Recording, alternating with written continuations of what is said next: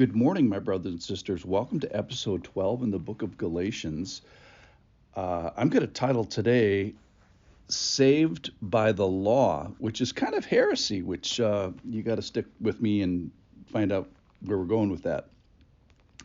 So we're in the book of Galatians. It's early in Christendom after Christ's resurrection. Everybody is flying by the seat of their pants and trying to figure stuff up. The Galatians go back to the law. Paul is mad about it, and he is yelling at them, and he goes all the way back to Abraham to make his point. That is to remind the Galatians that the way to access the person and the promises of God is by faith. So that's the way it was 2,000 years before. That's the way it is when you guys are alive at 48 AD, and that's the way it is for us here today as well. So this is from Galatians chapter 3, verse 10 through 14. It's like a mini lessons for those of you who have looked at the book of Romans. This is the book of Romans in 5 verses. Here it is. For all who rely on the works of the law are under a curse. For it is written, cursed be everyone who does not abide by all things written in the book of the law and do them. So the standard is you got to do it all to make it count. Verse 11. Now it is evident that no one is justified before God by the law, no human at least. For the righteous shall live by faith. So he's quoting back there Genesis 15.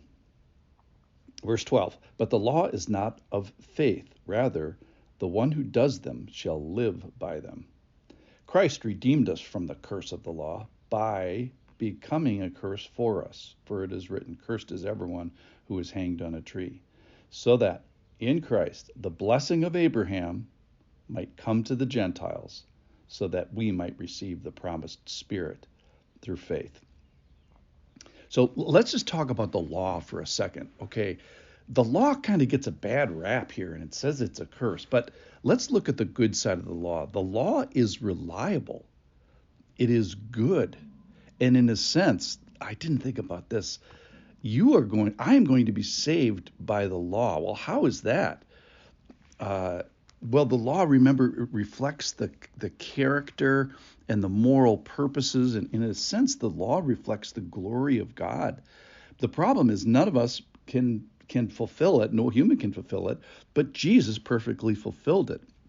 So in that sense, I'm going to be saved through the law, through Jesus. So the way we use the law is very unreliable because we say, well, I'm going to do stuff. I'm going to be a righteous person. I'm going to give alms to the poor. I'm going to pray this much. And it is unreliable for us to achieve completely and perfectly, and that's why we need Jesus. So we do get the law achieved, but it's not by us. We misuse it, and we think we can get to God, and we can do accomplishments to get there, where he's saying, no, it's always been by faith. So we do get the law achieved, but not by us. We get it achieved, but by the coattails that we talked about, by faith. We get it achieved by faith in the accomplished work of Jesus. Because the problem is that all the law is not done by anyone. It's impossible for us humans to do it. And that's the way that the law is kind of a bad thing, is that it always condemns people trying to be justified by it. And it stands as a beacon, and it says, hey, you may try to accomplish it, but you're not going to be able to. And you may see the character of God here, but you're going to be left with a void. And the void is that there is more. There's more to the story. The story is one of grace and mercy and God's faithfulness and his rescue. So there's more to him, and there's more to us. And then he's going to ask something of us. He's not going to ask us for accomplishment, but he's going to ask us to pursue faith. So there is more being asked of us, which in a sense it's less law and more faith. He's asking kind of a different question, and that is, will you have faith in Jesus who accomplishes the law? So that's the way we don't rely on the works. All right, we got to talk about Abraham for a second. Here's the revelation for the day. Write this down. Abraham was not a Jew. Abraham was a pagan.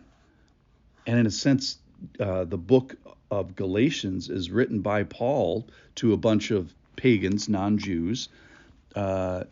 So he's calling on them. See, Abraham's like you. Do what Abraham did. Have the faith of Abraham. So remember, Abraham wasn't a Jew. He was kind of like the first proselyte.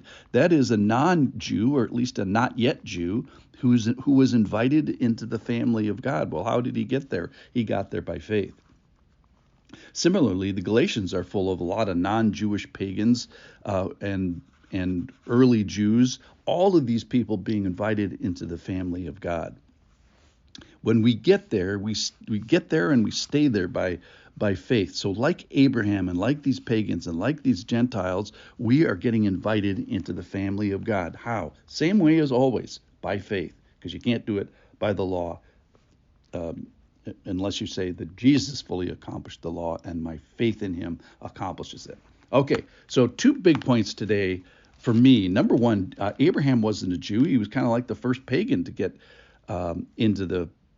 plucked and put into the family of God by the same way the Galatians are and the same way we are today. That is by faith, where it's credited to us and counted to us. So that's interesting about Abraham. The second thing for me was that the law is reliable. It's not bad. The law is a good thing. It's godly.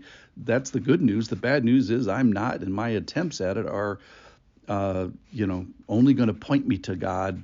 The law is a guardian, a teacher, a waypointer towards Jesus. So the law is great, and it's the way that God expresses his character, but we can't do it, so it kind of ends up cursing us.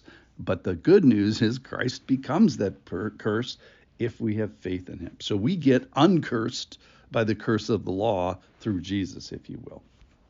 So we can get and access the promises and the presence and the persons that God had promised to Abraham. And we're going to see more of that tomorrow. So my prayer today is, hey, you're probably in the same boat that Abraham is, where God is asking us to have faith in what Jesus did by accomplishing the law. And in that way, we are saved by the law. Thanks for listening. I'll see you tomorrow.